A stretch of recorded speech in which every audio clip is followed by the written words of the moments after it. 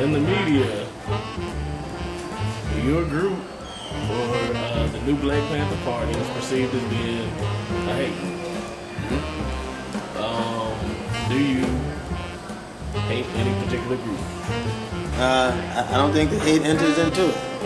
I never acknowledge it whatsoever. But however, if you're asking me whether the new Black Panther Party is a hate group, it's not a hate group. But the Ku Klux Klan, if you want to talk about hate group, that is a hate group.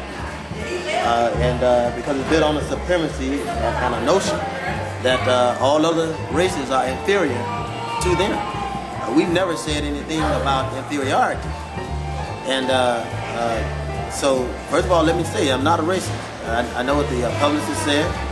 I know what the media said. I'm not a racist. But I'm fighting a racist society. And in fighting this society, I have been labeled as such. Because I'm not dancing, because I'm not scratching, and because I'm not laughing when nothing's funny. So I believe that if you're going to fight a situation, anything that's going on, and if the fight is legitimate because it's something that has been brought to you, for instance, you don't allow someone to attack you, and you're not doing anything about it. That's not reasonable, and it's subhuman. You have a fight or flight syndrome, and someone does something to you, you have the right to do it back. So the law of an eye for an eye is in full effect, because it's a natural response, and you can't do anything to anyone without expecting a response. So if you poke me in my eye, I'm going to close my eye. That's a response to you poking me. But an even bigger response is me knocking you out, or making sure that you get my point. Even if I don't knock you out, make you wish you were knocked out from the pain that you experience from doing such a thing to me. If you call this racist, or if the white administration called this racist, then I would have one question for you. Then what am I responding to? What am I responding to? I can't be racist and respond to racism. However, I can be anti-racist and respond to a racist society. That's a fact. You're catching here. It don't matter if you're in shirt and tie, if you're in jeans, khakis, it don't matter. Whether you sag or got on full high, you dealing with devils. Everywhere you go, you're dealing with this devil. He coming around you, he should be protecting the peace. And he's disturbing the peace. The police, some of the biggest devils that you ever find in your life. The biggest ones. And it's sad that you being a black man, me being a black woman, you can't rest in this society. But it's more sad that they're hiring criminals to protect the innocent. You got criminals. You don't have to. They're making laws now where they are trying to stop people who had incarceration records, stop them from carrying guns. But these people need guns to defend themselves. They should make laws to stop the police from carrying guns. They're around killing one another. They killed somebody in Mississippi, hung him in a tree. National news. Hung a man in Mississippi, had him hanging in a tree. This is 2010. They shot a little boy in his head in West Memphis, Arkansas. Deontay Williams shot him, point blank. Police say he thought he had a gun. I don't know how he could mix up a bag of chips with a gun. But he said he had a gun, he said he would have shoot to kill. Then you got stupid black officers. And yeah, you got some black dogs too, on the same force, that are talking about they would have did the same thing. I'm not here to talk to you about nonviolence or peace. That's out the window. That went and left a long time ago. I'm telling you, there's your constitutional right to exercise your right of self-defense, and that's the thing that I'm here to say. In your speeches, you've used words like, white devil and trash. Do you think this speech hurts your movement in any kind of way? No. I feel that when the white man realized that he is evil, when he realized that he is a devil, and he begins to change these ways and become less devil, then I think that we will make more progress the same way that I believe that when the black man stop begging on his knees and stand up like a man and face his enemies as a man and defend himself as a man, he'll be less oppressed.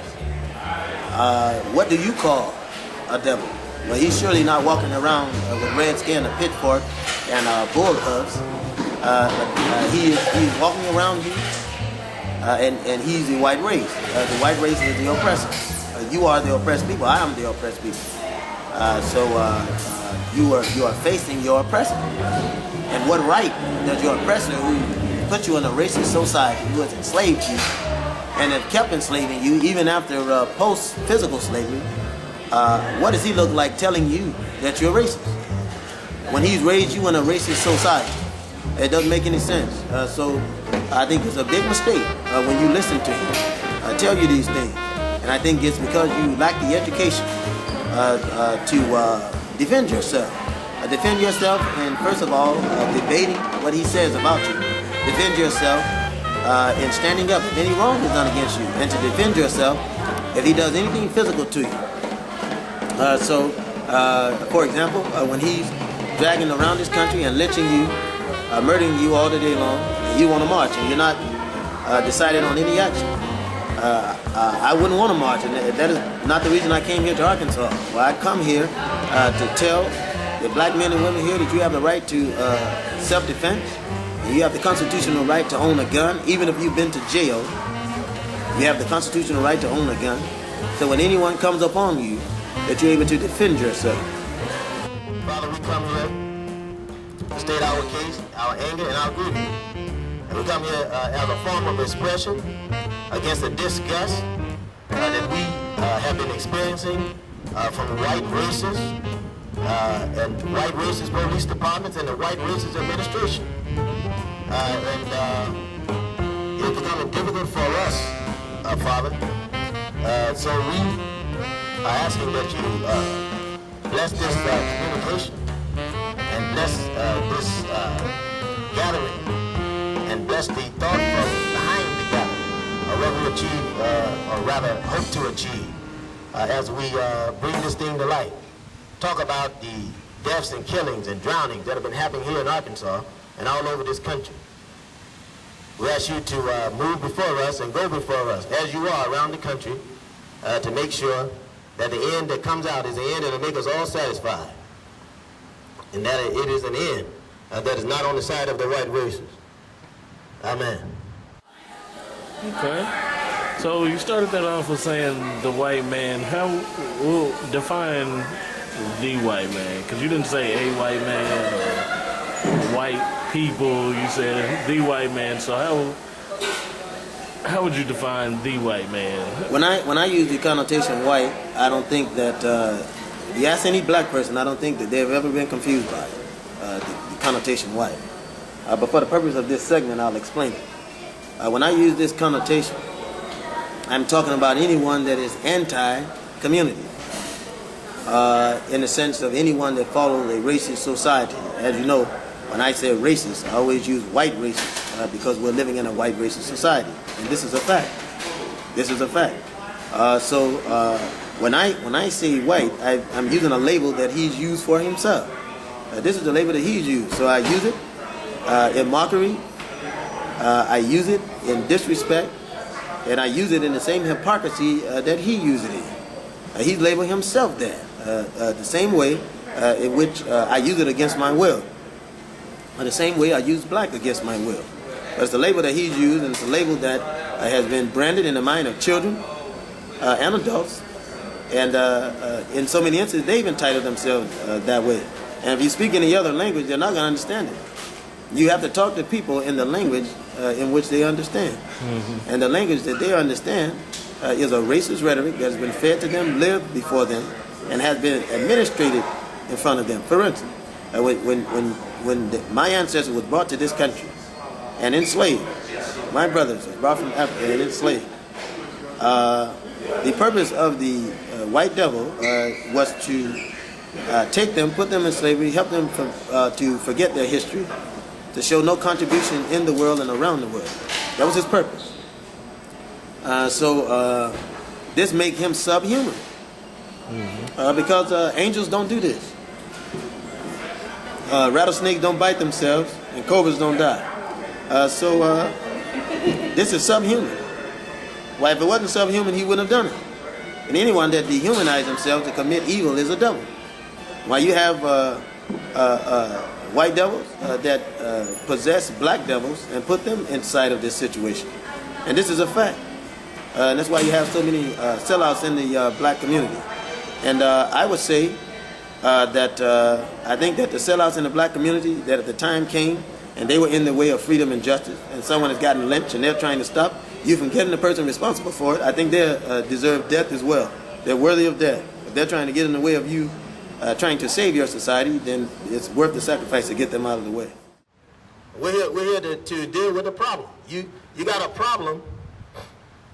You got a problem that you're dealing with. You got a problem of fear. You got a problem of cowardice. And you got a problem of a religion that is a bad religion. It's a bad taught religion. I have nothing against Christianity. I have nothing against it. I think that God is in many religions. I think it's an expression. So I have nothing against it because I believe God is bigger than just one race of people, and he's bigger than just one religion. However, I do have a problem with how the white man tries to implicate God. I have a big problem with that. I have a big problem with it. The way that he tried to implement God. God is all right. As long as you let him kill you and murder you, he's all right. He talks about a God that's all right. As long as you don't speak your discontent, he wants you to dance when there's no music, scratch your head when it doesn't itch, and he wants you to laugh when nothing's funny. Keep you in that same jigaboo role. Keep you as a slave. Keep you as a slave. The police are supposed to protect the innocent. Two-legged dogs with guns, they're supposed to protect the innocent and keep the peace, and the only thing they do is disturb the peace and kill the innocent. This is a fact, and this is the thing that you're up against. And it'll never change. It'll never change in Little Rock until you come together and make a change, and this is the beginning of that change. And that change has nothing to do with the amount of people. It has everything to do with somebody saying, I'm not going to take it anymore. Let's talk about the history of these troubles that we're dealing with, the problems that we're dealing with, what we're going through. You're inside of a nation and a state that is one of the most corrupt nations and corrupt states that you ever have the pleasure of dealing with in your life. And I say pleasure for a reason. I say pleasure because I say the rights work both ways. It works two ways. You have to understand that rights work two ways. That means that someone, if they have a right, that means that you have a right. And you have to be willing to exercise it. That's the thing that you have to understand. It doesn't, the rights, your constitutional rights can't even work unless you're willing to exercise it. You got to be willing to exercise your constitutional right. You have the right of free assembly, the same thing that you're doing now. That is a right. It's a constitutional right. And they can't even stop you from assembling if you want to assemble, because that is your right. You live in this country, you pay taxes, that is a right that you have. And it's something that you have to know. You have the right to free press, which, as you know, the media, the only time that the media want to focus on the black man or the black family, the only time that they want to focus on you is when you're going to jail. The only time they want to focus on you is when you made some tragic mistake and you're inside of the penal system. And they even attack the rich blacks. The racism goes all the way up. It goes all the way up, and they attack you.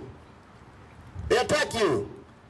For those that says that because he's Islamic, he's speaking anger. Well, I'm not speaking anger. I'm speaking the truth. Because when they see us walking down the road, if I'm walking with you, well, they're not going to not kill you because you're a Christian and kill me because I'm Islamic or Muslim. No, they're going to kill us because we're black. And that's the thing that you have to understand. You have to understand that. And you got to wrap your mind around it. So we see you talking about black devils. They usually don't mention that on Fox News. Of course not. They focus on one side of the issue. Of course not. Well, because, again, I said it before. I'm not racist. This is the way that the news has entitled me. Mm-hmm. However, I am angry. I am angry. And I think that every black man on this planet should be angry. Should be angry. And maybe the more angry that he gets, then he'll do something about it, about the situation that he faced. But I'm not a racist. But I am, however, being a realist in saying that unless something is done about the problem, then we're going to continue to have problems.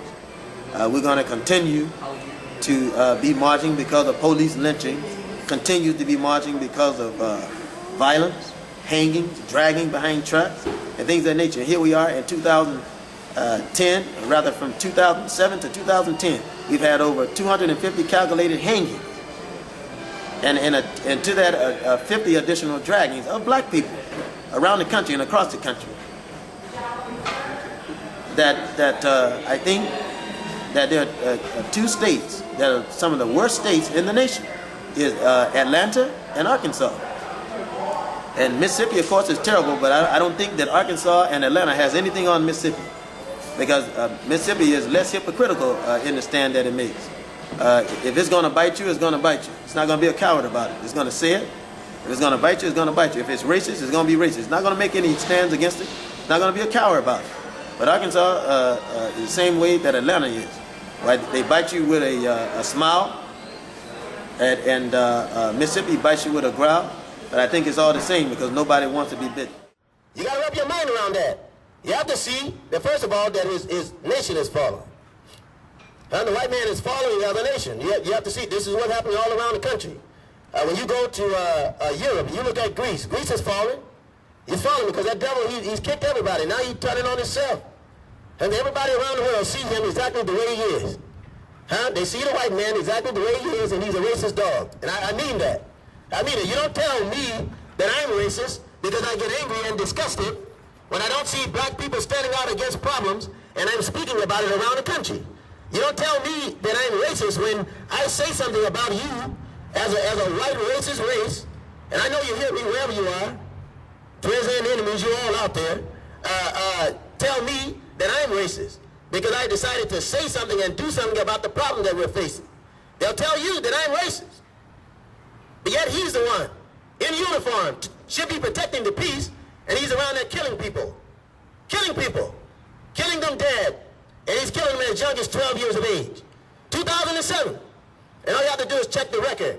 Check the record for it. In 2007, right there in West Memphis, Arkansas, right there, a grown man, a police officer that should have been protecting the peace, shot someone's 12-year-old baby in his chest, and finished loading it in his head. A police officer that should be protecting the peace. This is what you're dealing with. And you're going to continue to deal with it until you do something about it.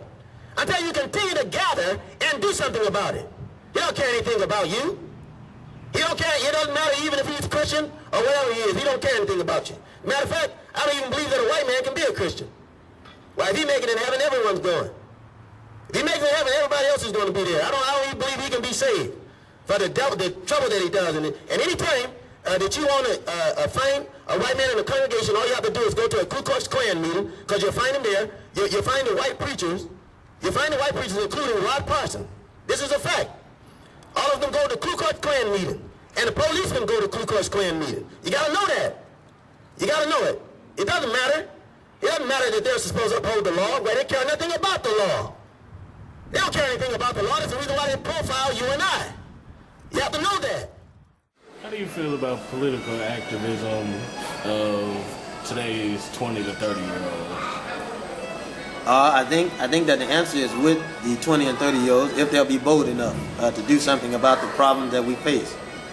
If they'll be bold enough. Have they been bold as generations in the past? I don't think they've been as bold as the generations in the past. And that is the reason I would say to anyone that is watching and viewing this, you have the right to own a gun. It's your constitutional right. If you feel threatened, you should be able to defend yourself. And it does not matter whether you've been to prison or not. It doesn't matter. You should own a gun to defend yourself, because you're in a society that is killing you. They're lynching you every day. This is a fact. Around the country, you're being lynched. Why shouldn't you want to defend yourself? And I think this is the mile that the young generation doesn't go. I think this is the mile that they won't go. They have to be guided there and led there. And so I'm trying to lead them to the water, and I'm going to force them to drink. Hell is here, racism is here, and the white devil is on a rampage. He's on a rampage. He's killing you, maiming you, and he has sicking also black dogs on you, a two-legged dog, sicking black two-legged dogs on you that are harming you and your community, attacking everyone. You come from a peaceful community, but he won't let there be any peace. He's supposed to protect the peace, and the only thing he does is disturb the peace. And when someone like me, someone awake, who's not asleep anymore. Who's not asleep. And I began to say something about it. The first thing that he does is call me a racist. That's the first thing he does, call me a racist.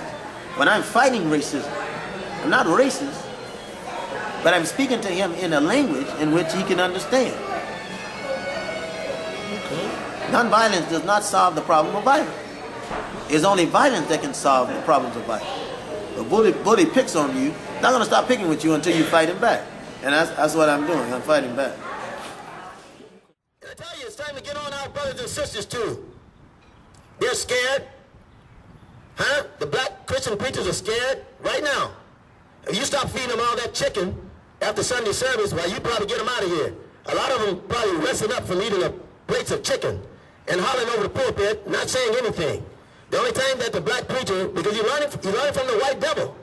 He learned it from the white Christian devil to raise your tithes when you come to church. And in Arkansas is one of the most unemployed states in the nation. And he hollers to you about giving more tithes. Well, he's learning it. He's learning it. He's learning everything. And you have to know that the black Christian preacher, the one that won't stand out, is nothing but a house nigger. You got to know that. You say you have two kinds of Negroes. You got two kinds of Negroes. You got the house Negro and then you got the field Negro. You got to understand that. This is very important. There's a very important thing that I want to tell you. You got the house Negro and the field Negro. You got the one that's close to the white man, and he'll do anything to be in. He'll do anything to be around him. He'll do anything to be where he is. He'll do anything to get what he got, even if that means him selling and killing you out. He'll do it. You got to understand that. So this house Negro, back in the slave days, he ate the food of the master. He wore the master's clothes. He lived in the same house as the master. He ate whatever the master ate. So he saw himself protecting the master. He identified himself with the master. Everything he did depended upon what his master wanted. If his master didn't want it, he wouldn't do anything. He didn't do anything against what his master wanted. You got a lot of house niggers and Negroes that are doing it right now. They didn't come out here. A young man's life was threatened. ROUGELEY's life was threatened. They didn't come out here. They're used to not coming out. In West Memphis, Arkansas, when they shot that 12-year-old boy, they were used to not coming out. They swept it under the rug. When they drowned a young lady that just drowned a few days ago, that you're going to learn about, something that we already know about, they didn't come out because they don't want to do anything to make boss mad. I said they don't want to do anything to make boss mad because he loves his master. I said the house Negro loves his master. If the master's house is burning, he's going to kill himself trying to put it out. If the master's sick, he's going to kill himself trying to make him well because he loves his master. You have to understand that the white man is his master. So, my next question is about institutional racism. Does it exist, and how much of an effect on today's, babies being born does it have, if it exists? Institutional racism goes without saying, right? Slavery was an institution, and it is today. You're still in slavery. They tell you that you're not. They told you that you were emancipated. When they talk about the Emancipation Proclamation, they told you that you were emancipated. They told you during segregation that you had freedom. They did it in the reconstruction of the Old South. That's what they told you. You still don't have freedom today. Then they came to you with integration. And you're the most unintegrated society in the world. You're less integrated today than you were in the past. Then they come to you today, saying socialism. Still, you have no rights. You have no rights as black people in this nation. This is a fact. And they are lynching and killing you across the country. They don't want to talk about racism, but we live in a racist society. And why should I shut my mouth? Because he don't want to hear about the evil that he's done. I'm not going to do it. I'm not going to do it. So the whole thing about it is to say it and to keep this in front of him, because he is a devil, and maybe when you learn this, that he can be delivered. But you need preaching too, and you never deliver. You never deliver anyone, whether he be white racist or black ignorant, Uncle Tom, dancing, Foley. You'll never deliver him or anyone unless you tell the truth. You can't be afraid. You can't be afraid. And that's not violence. That's not violence. It's self-defense and it's common sense. Common sense, plain common sense. And then you got an old field Negro, who's felt the sting of the lash, who's been in trouble, who doesn't know anything about compromising. He ate the worst kinds of food. He had the worst kinds of clothes. He didn't stay in a house. Why, you can even call it a hut. He stayed in a shack. He stayed in the shack. They didn't even have any rooms to this house. There was no room, not even any window. But he stayed there. He had the worst kind of insulation in the house. So he felt the bitter winds of hate and prejudice.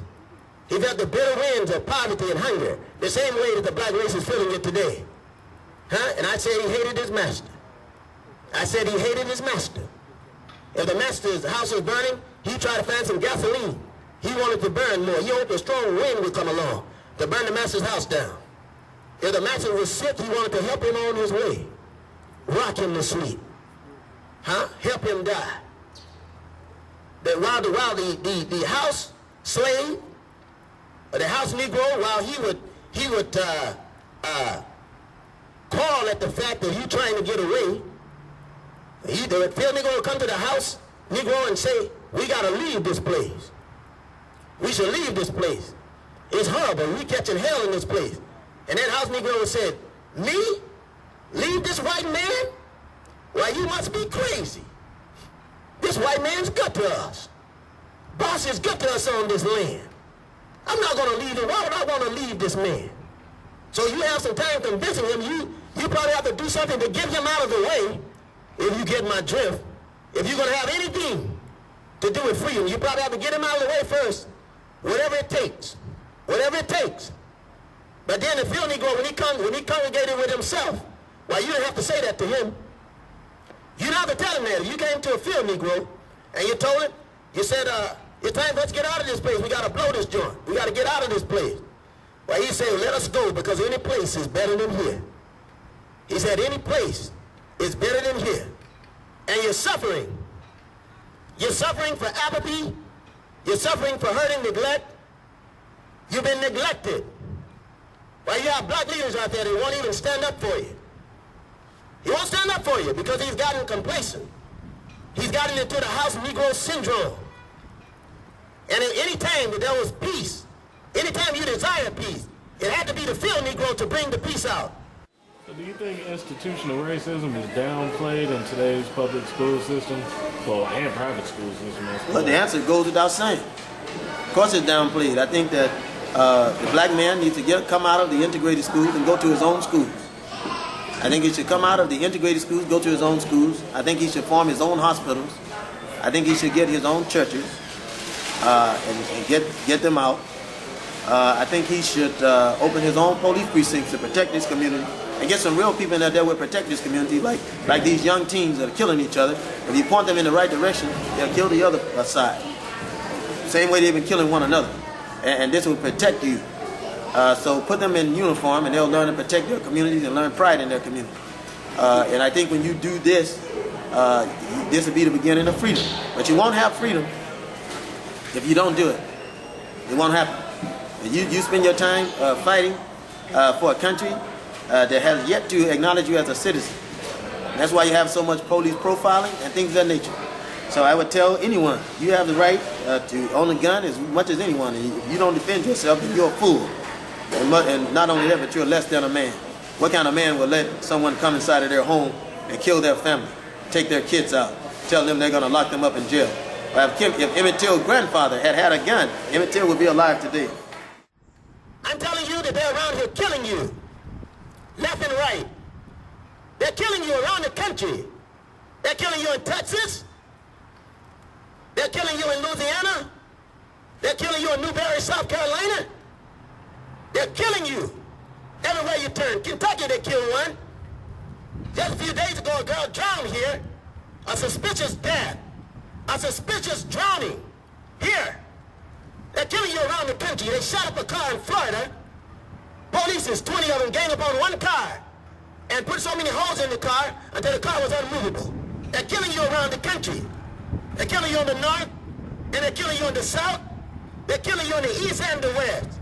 They're killing you, and I tell you, I'm not coming here to tell you about peace. Well, there is no peace. You're going to die anyway. I said you're going to die anyway. In your life is the most precious thing that you got. It's the most precious thing that you got. And brother, if you got to give it up, you got to go out fighting. That's the most precious thing you got. If somebody's going to take my life, I tell you, they're going to have hell on their hands. They're going to have hell on their hands. They want to take my life and take the life of my family. If they come for it, you should go out fighting. You should go out fighting. You're dealing with this hurt. You're dealing with this apathy. You're dealing with this neglect. Because no one has challenged the racist white dog. You have to understand that. You're in a country that is full of racism. They worry about other countries. We're talking about Egypt. We're talking about other countries out there where there's no country more racist than this country. And the black man has been suffering in America for the time that he's been brought here. He's been suffering. Because two-legged dogs are sicking four-legged dogs on you and my brother, you and my sister, you and my mother, and you and my father. And nobody wants to open their mouths against it. I come to tell you about peace. I don't want to come tell you about peace. I come to tell you about a sword. I tell you that you have the right to get a gun. It's your constitutional right to get a gun to defend yourself. If this nation won't defend you, you have the right to defend yourself. It's this thought of you not defending yourself is the reason why Emmett Till is dead. Because his grandfather never defended him. You see, if his grandfather had come to defend him, he would have never been dead. He would have never been dead had his grandfather come to defend him. But his granddad let them take him out of the house. It was the biggest mistake he could have made in his life. There's no way, that any man, much less a white man, is going to come in my house and take my children over my dead body, and I mean it. I mean it, over my dead body. You have to understand something. The slave foreparents were stronger than we are. When they knew that their children could be born into slavery, when they knew that the kid could be born into slavery, why they take the child and beat his head against a tree. They break the body. They put something on him. Because they wanted to love him more than they see him enslaved. You got to understand this. You got to wrap your mind around it. Well, there's probably people out there saying, well, that's a tough thing to say. But they didn't want, they had suffered too much. They didn't want to see their children enslaved by the same devil that's enslaving us today. They talk about drug selling in the black community. You talk about drug selling and he's putting it in your community. He's putting the drugs in the veins of your and my sisters and mothers and fathers. He's doing it. And then he got you out there selling it. Yeah, he'll come and get the children in our community to sell drugs. He deliver the drugs to them. He'll do that. Then he'll ridicule you for it. And then he'll arrest you and he'll let you out and you're doing the same cycle over and over. And he's going to legalize drugs. America's going to legalize drugs. The white administration, they can make money from it. You have to understand it. Anytime that devil can make money from it, well, he'll legalize it. The same way that he legalized alcohol. All you have to do is read history. At one time, alcohol was illegal. It was illegal. They had the prohibition law. They were arresting people today, or rather yesterday, like they're arresting people today about drugs. They were doing the same thing with alcohol. When they found out that they couldn't control alcohol by arresting it, they made all the money they could by doing that, because they started paying off the policemen. They started paying them off, just like brothers are today, and administrators are today, while they pay the policemen off and get a free ride. They pay the policemen off. And they're dirty anyway. They're the ones that are putting the drugs out there. Well, they used to do moonshine the same way. I'm trying to tell you the truth. I'm trying to tell you the truth that others won't tell you. I want you to know it. Because the minute you know it, then the minute you'll begin to be free. You'll begin to know that the only reason they come against you and put you in their mess is because they need a scapegoat. And you've been carrying the weight of their pressures, lies, and commercialism far too long. It's time for you to start standing up. Time for you to start standing up for yourself. Because they're not going to do it. And you can't blame a man for not standing up for you. Well, you got to stand up for yourself. You got to stand up. So see, he uses you with the drugs. He uses the same thing he used you with the alcohol. So today is marijuana and cocaine in all of these harder drugs, methamphetamine houses and things of that nature. Yesterday it was alcohol. He legalized alcohol, and once he finished legalizing alcohol, then he wanted to put a limit on the amount that you could drink. Because he realized that when you drink it, you're going to get drunk. So he put a limit on it. That's how he brought out the breathalyzer. I'm trying to tell you how corrupt he is. And don't look at the police officer You can't stop there. Why, they're evil. They're dogs. They're evil, racist dogs. White and black dogs. If a black man had any sense, he wouldn't be a police officer. And I make a prediction. Only reason the black men are police officers is because they couldn't get other jobs. And they weren't smart enough to finish college or go to find something else that was useful. They couldn't do anything with their hands, so they let the white man control them to bring pressure on you and I. That's the thing that you have to understand. You have to understand it takes a weak black man to be a police officer. And you got to know it. And for that reason, you don't have any black police officer right here, out here today, at this function. Why, all of them should be out here at this function. But they're not out here because they don't have a backbone. And you can't have a jellyback to lead you. You can't do it. He can't protect your community, not somebody who don't have any guts. Well, you can't do it. And so that's the reason why you're suffering the pressure that you're suffering now. And so when these white dogs send these black dogs out on you, the same ones have the black dogs to put, and I'm talking about the black police officer, the two-legged white dog used the two-legged black dog to put drugs in the community, and to destroy our communities, and then they come out complaining that there's so much crime in the black community. So much crime. And he knows it because he creates it. You got judges that create it. You got businessmen that are pushing all of these things. If you had any sense with the car dealers and all the businesses around here, you know that they're not selling a lot of cars today. They're not selling a lot of cars today. They're selling plenty, but not cars. The cars are carrying many things. They're not carrying people. You got to know that. The car dealers are not doing very good. And those car dealers' doors are open for some reason. You're in a crunch market. You're in a crunch market because with every black, and I don't care if he's from the higher level to the lowest level, you already know that your money is funny. And when your money is funny, you can't do much with it. And so you're not buying cars. You're not buying new cars today. We'll hook up a car. I can show you a lot about hooking up a car, but I can't show you much about buying a new car. And so you know you're not buying those cars out there because you're the community. You buy more than anyone else buys. You got to know that. No one in the community buys more than you. If you close up your wallets, well, they couldn't open the stores. This is a fact. The one book that the white man read is the pocketbook. Why, he knows that from the chapter that has George Washington all the way to the chapter that has Abe Lincoln, and he goes all the way back to Franklin and Jefferson, all of them. He knows that book, but he doesn't know many other books. And if you had any sense, you know that he's not smart. He's not very smart. And the only thing he has over you, is that he'll come together when he see you, and he's threatened by you, he'll come together. That's the only thing he has over you, that he's a bully. If you know him, you wouldn't be afraid of him.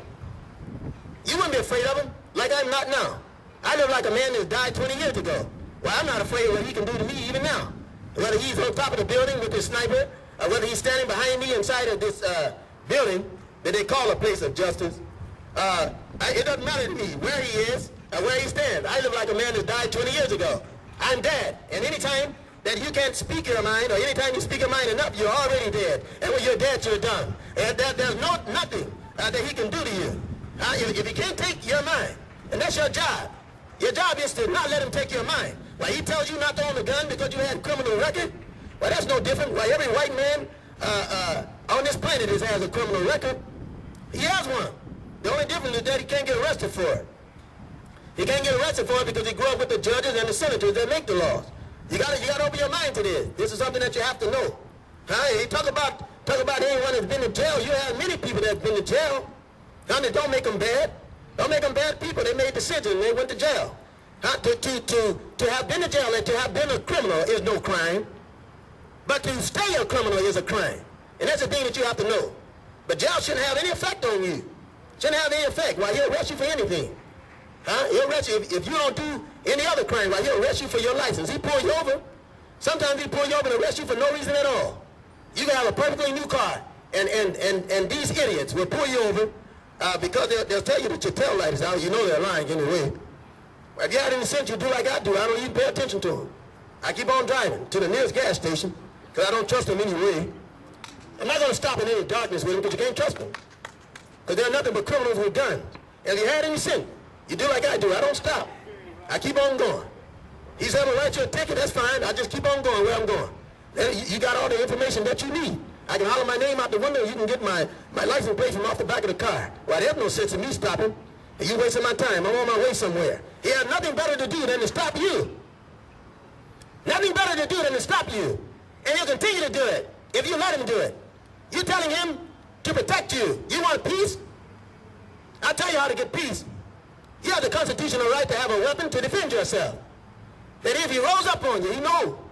When he rolls up on you, you're taking as much of a chance as rolling up on you as you're taking as rolling up on him. That's a fact. That's a fact. It's your constitutional right to own a weapon. Now, you can't take that away from you. Jail can't take that away from you. You pay taxes. Anytime you pay taxes for them to protect the rights of your laws and your rights as a citizen. And if any black man in this nation doesn't get a gun, then he's out of his mind. He's totally insane. Why, you should have a gun. Whether it's concealed or unsealed, you should have one on you. You may need it. I tell you, you're walking in a cold and bitter world, and you may need a gun.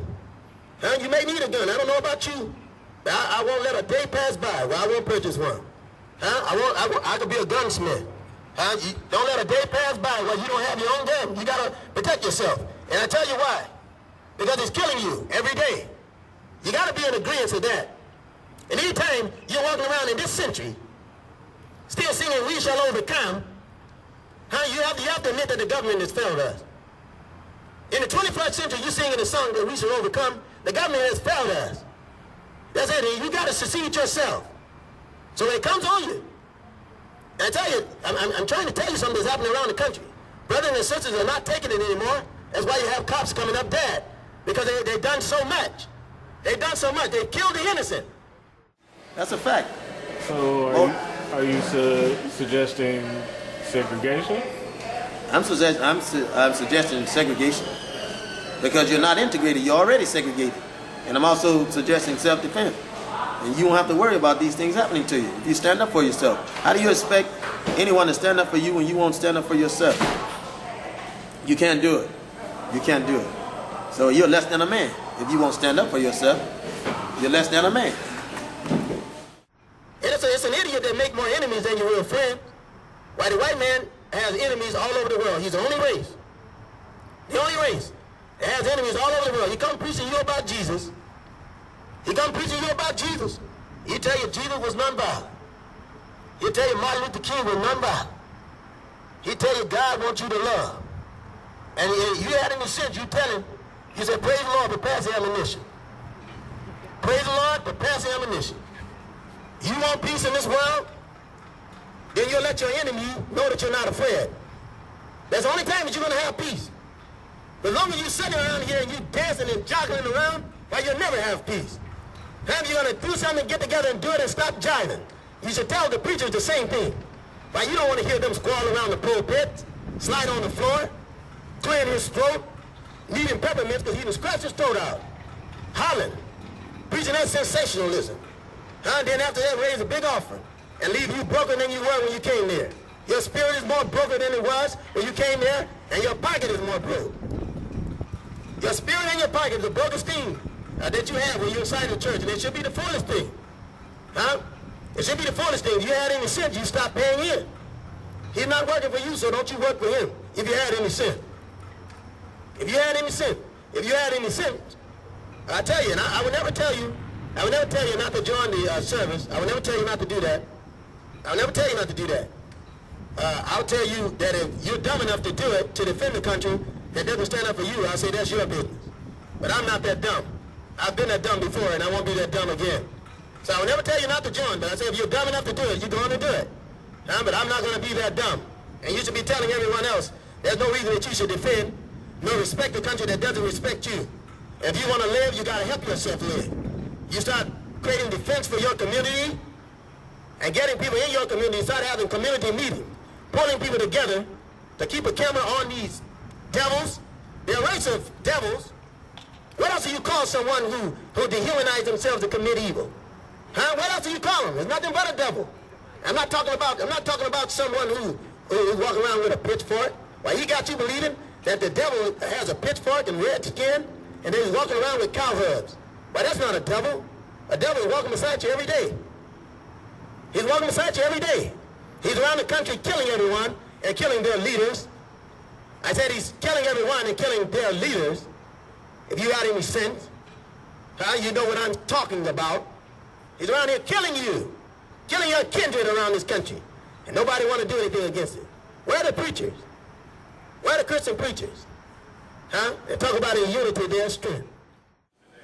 So if it were up to you, would you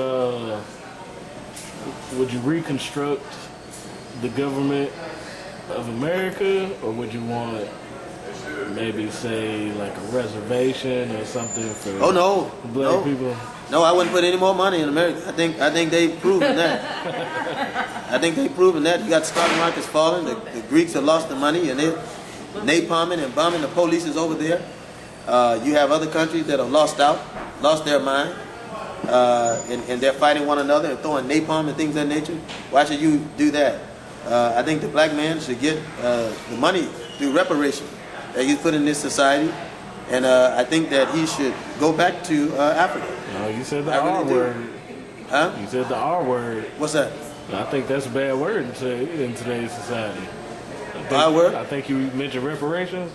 Of course. Well, why do you think because the society would not be a thriving society had it not been for slavery in the community. And it's time for people to stop lying to themselves. Slavery built up a mighty nation, and you'll never get anything back. You'll never get anything back.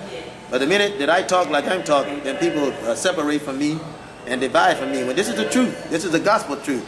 This very thing will save your soul. This will save your soul. Why should you invest more money inside of a society that doesn't acknowledge you? No, you should go back to Africa, make peace with your brethren, take your education back there, take your health back there and everything else, and take the money that you made inside of this country. If you have to take it, take it. If you have to literally take it, take it. Take the gold that's yours, it belongs to you, and go on back to your own country. You can be an individual and be independent on your own. They want you to believe Jesus. I can tell you something about Jesus, whose real name was Yahushua. His real name was Yahushua. I tell you something about Jesus. He wants you to believe that he was walking around here lowly, meek, and mild. That what W.C. Handy said, but that's not what history says. He was a fisherman. He had a knife on his side. He was a fisherman. He needed a knife. He had a club on his side. He used to work with Barabbas. He used to work with it. Jesus was not a wimp. He was not a coward. He wasn't a chump.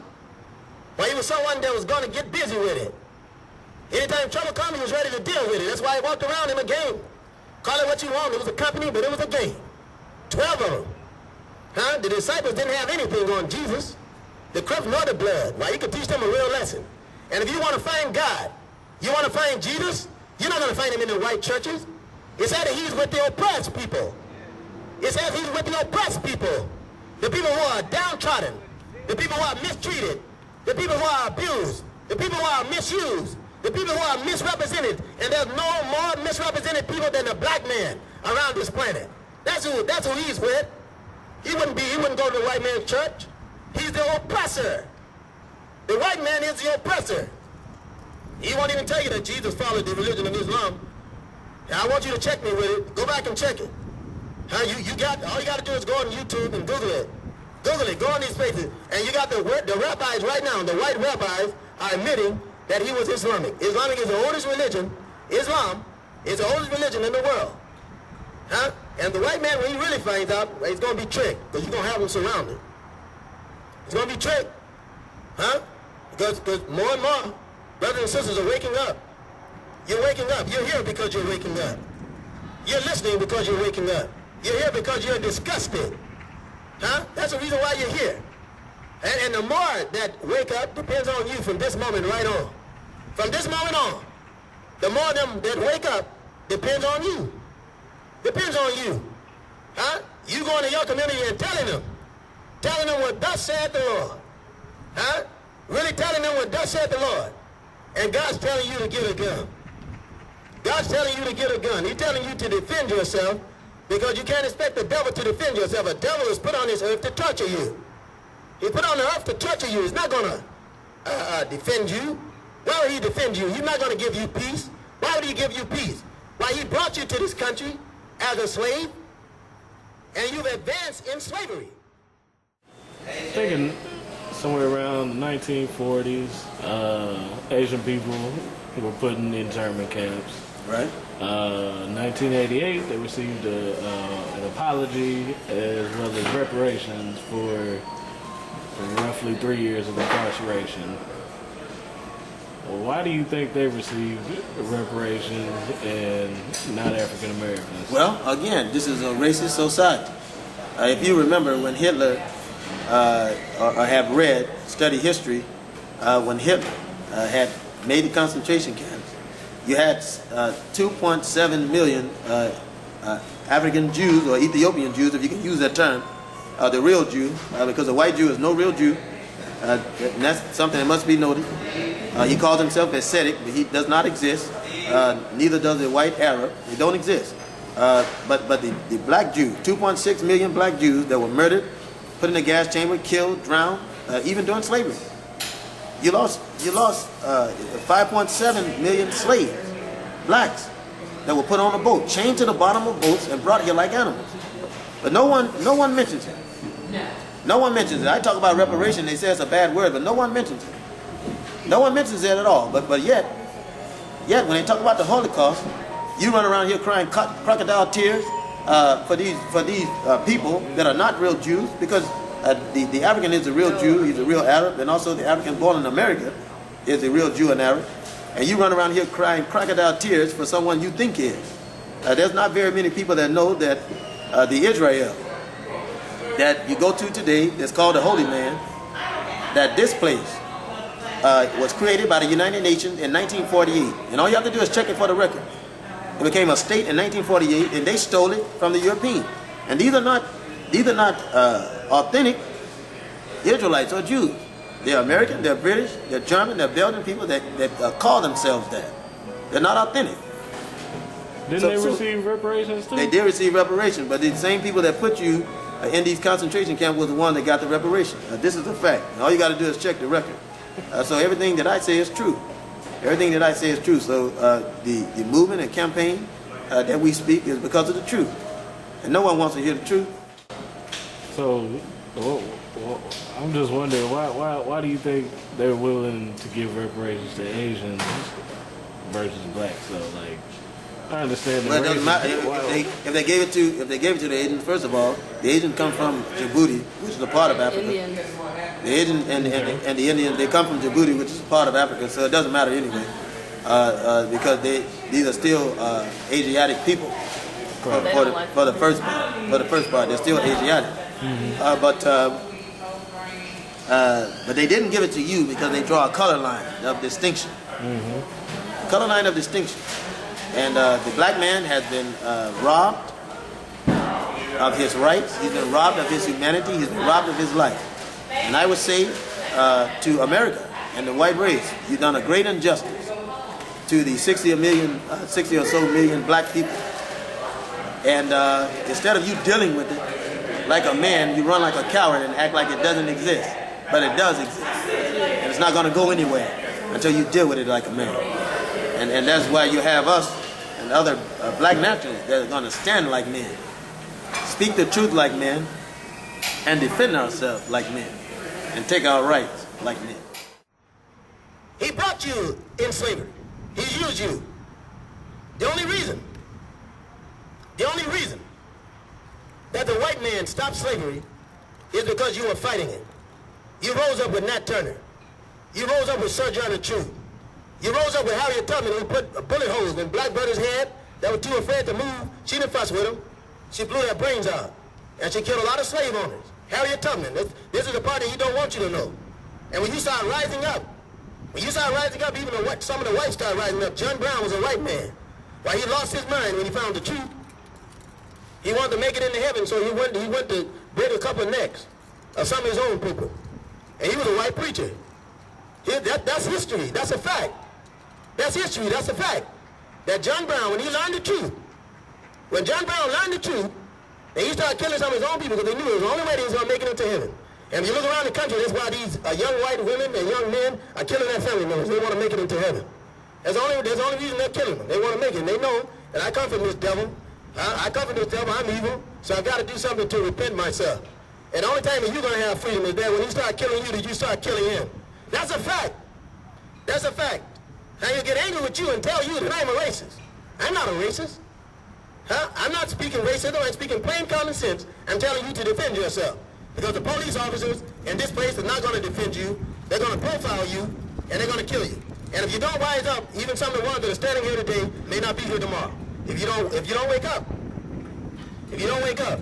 He puts on his pants the same way that you do. Huh? And you can put on your gun the same way that he does.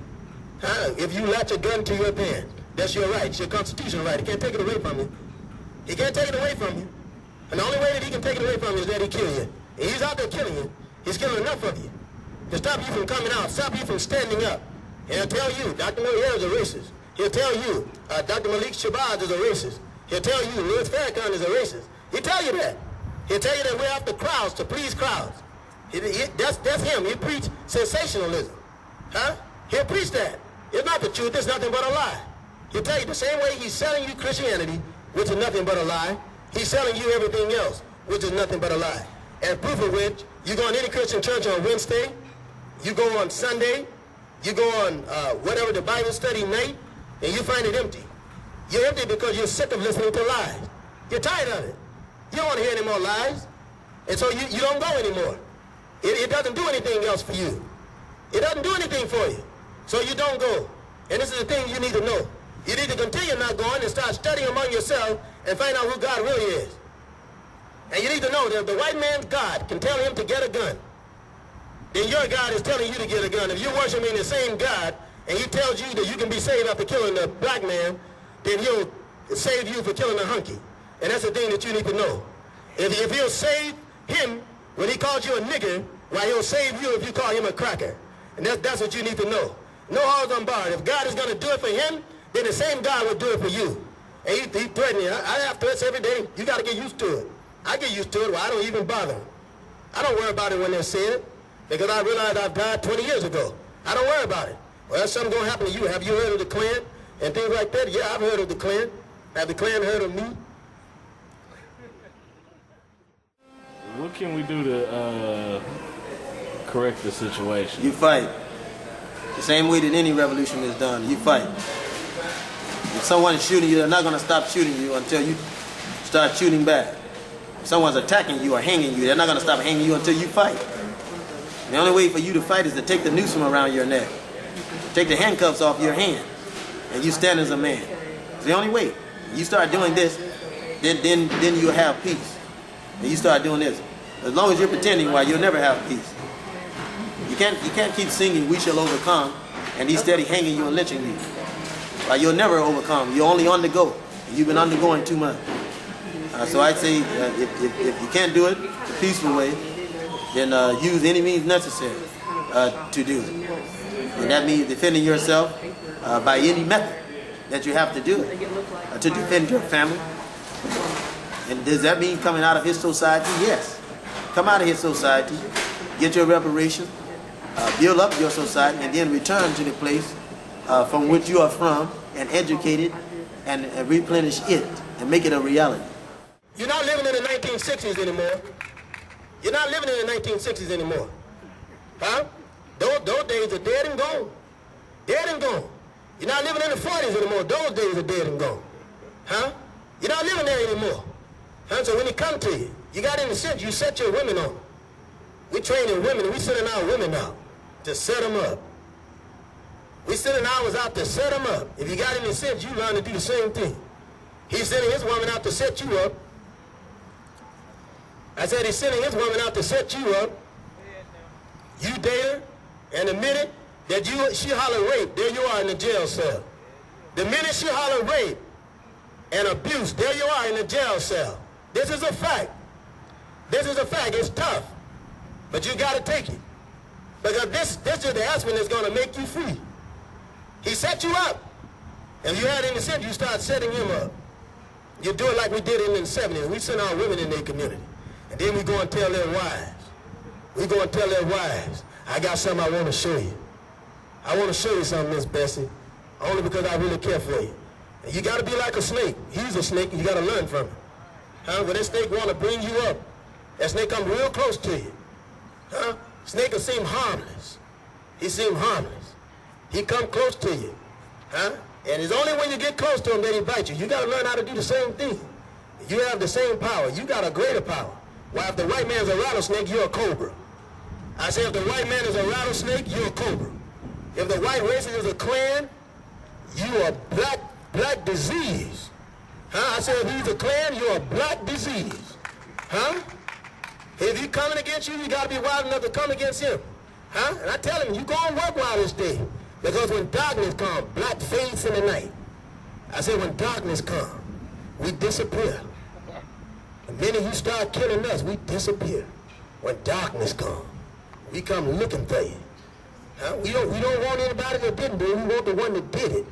We don't want to make an example out of it. If you hang us in a tree, we want to hang you on a flagpole. We want everybody to know. We want to send a message out there that the next one that you lift, the next one that you hang, the next one that you drag behind a truck, just wait. Don't worry. We won't leave you unattended because we intend to do the same thing.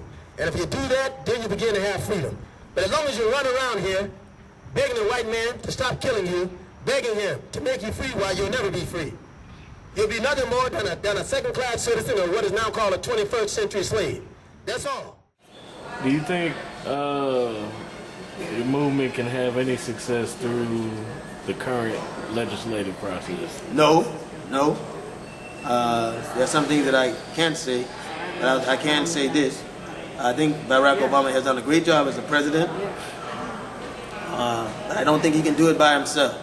If you want real change, then Washington has to come together. Senators, representatives, both Democratic and Republican, and realize that they have a people that are suffering here, and that it's not about their petty squabbles, but that you got a people and an economy that needs to be repaired, and tell them to come and do the job and stop jiving.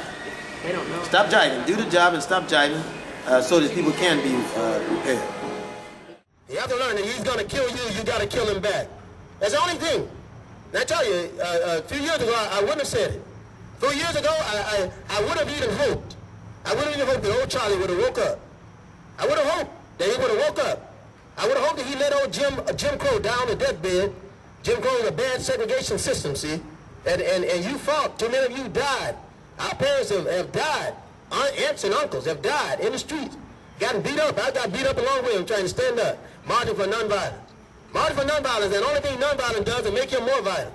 So here it is. You got to stop marching. You got to get a gun. Because the minute you stop marching and get a gun, then you're able to defend yourself. Huh? But if you never do it, you'll never defend yourself. If he's running around here killing you, this white man is not playing with you. Huh? Because he's a devil. He's a devil. And I know that just like he's standing there, there are others there in the building, they're taping it. They're taping it. And I tell you what I tell you of a truth. You better start defending yourself because the right police officer is not going to do it. He wasn't created to defend you. He wasn't created to defend you. He's not on your side. He's not on your side. He's not here to defend you. He's here to kill and murder you, and he's been doing it, he's going to continue to do it. And that's the thing that you have to understand. Don't get scared. Don't be afraid. Huh? Because whether you're here or whether you're at home, he's still going to profile you. He's still going to profile you. How many of you got a chance to see the young man that they hung in Mississippi in 2010? May of 2010. They hung him from a tree for no reason at all. And he was hanging around his white friend who had did it. You got to wake up. This is not racism. This is plain common sense. This is plain common sense. This is why God told you not to intermingle. This is the reason why he told you not to do it. He didn't tell you not to do it because of you. He told you not to intermingle because of that devil. Because he ain't got no pride. He don't have any pride. He don't have any confidence. You can't trust him. You can't trust him. That's your whole problem. You've been trusting him too long. You can't trust him. Huh? You study him, but don't you trust him. You had any sin. You study him, but don't trust him. When he tell you to send that money to feed the people, I want you to know the people still are not fed. He ain't doing no pocketing that money. When he's preaching from a church, it ain't nothing but a big business. To the white man, the church is the biggest business there is in the world. And that's why you see so many black preachers selling out, because they're trying to get the master plan of robbery through religion. Just like the white preacher is robbing you through religion, the black preacher is learning to do the same thing because he's from the house Negro. I told you about the house Negro. I told you what he does. The house Negro copied the master. He want to do everything that the master does. And he'll pay whatever type of money it gets for him to go to the master's program so that he can get the benefits of the master because he wants to be like him. He wants to be like him. Anytime somebody comes to you talking to you about nonviolence, you need to understand that he's there because he wants to be just like that man. And that's the thing. So I tell you that you have to start standing up, and you have to get up. And if you want freedom, you have something that you have to take, because he's not going to give it to you. He's not going to give it to you. It's something that you have to take. And if he's for living in a country where you're going to have peace, if he's for living in a country where you're going to be general and be fair with everyone, then I'm for it. But if he's for getting a gun, then I'm for getting a gun. And if you had any sense, you would be for getting a gun. That's all I have for you. Do you think we'll be able to pass meaningful legislation as long as corporations are allowed to pretty much give as much money as they want to? No, I don't. Again, this is part of the slave system to keep the you poor, so to speak. When I say you, I mean every 60 or so million blacks out there and others that are with them in the minority race, to keep you poor. And if I can keep you poor, then I've kept you down. If I kept you down, I've kept you out of their business. I've kept you in your place, so to speak. And so what you have to do is you have to make any place yours and get together and stand. You can deadlock the vote. You can be a deciding factor in who gets in office and who gets in the White House and who gets in the doghouse. And so I say he's had it. He hasn't done right with it. And the minute you get a black man that is doing right, then they say that he's a racist. They made our president negative. They say that he's with the Black Panther Party in a negative way. Black Panthers are people. Black nationalists are people. We're people. We work for freedom and justice. And we'll speak when no one else will speak.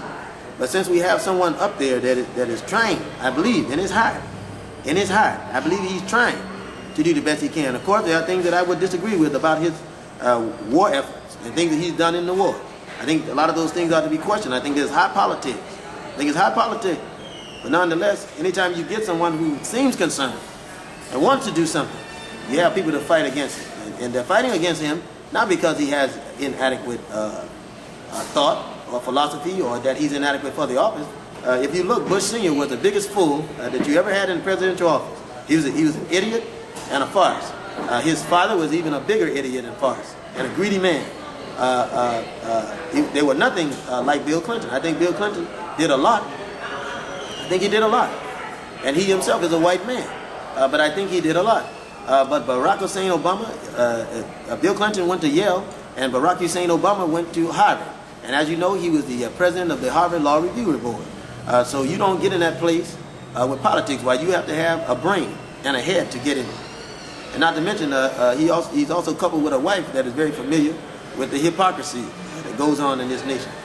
So when they're coming against him because he's black, plain and simple, because you're in a racist society, they're coming against him because he's black. Do you feel like today's drug laws are meant to disenfranchise black people? Of course. This devil put the drugs in the community. And disarm them.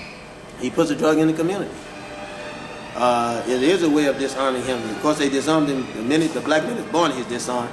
But for the purpose of this question, they put drugs in the community. They put drugs in it. No white man can ever deny this. Because the blacks do not have planes. We don't own boats or anything like that to bring drugs in. And if you remember, just a couple of weeks ago, in Little Rock and Pine Bluff, there were police officers that were caught with drugs. If you remember.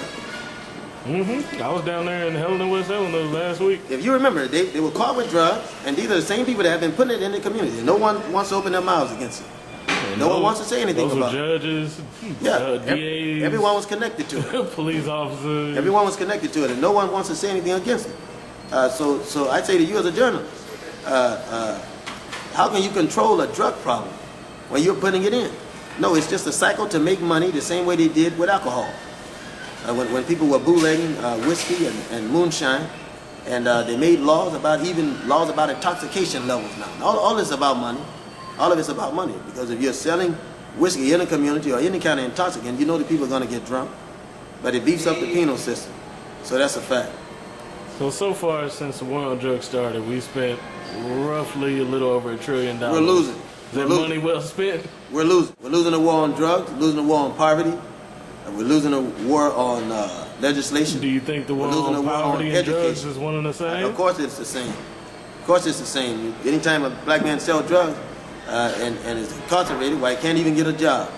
And they mean for him to go back and resell drugs. This is intended. It's on purpose. It's part of the machine that runs this corrupt nation. Part of the machine.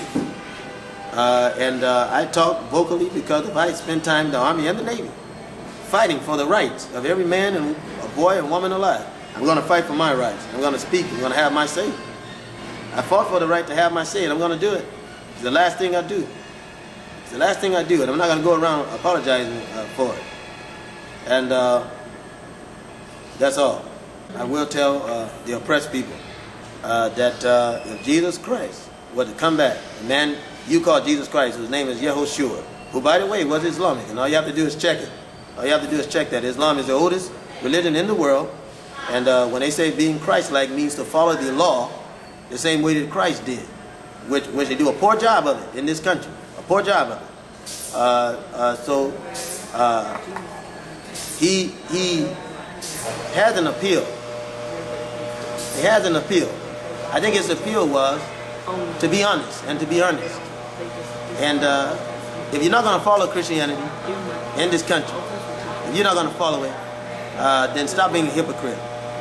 Stop being a hypocrite because you're misguiding people and you don't mean Christianity. I don't think any of them mean it, because if they meant it, then they'd be doing exactly what they say. So I don't think the country trusts in God.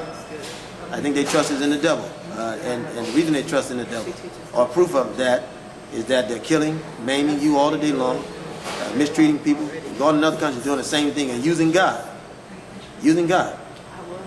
to fight wars. Not peace, to fight war.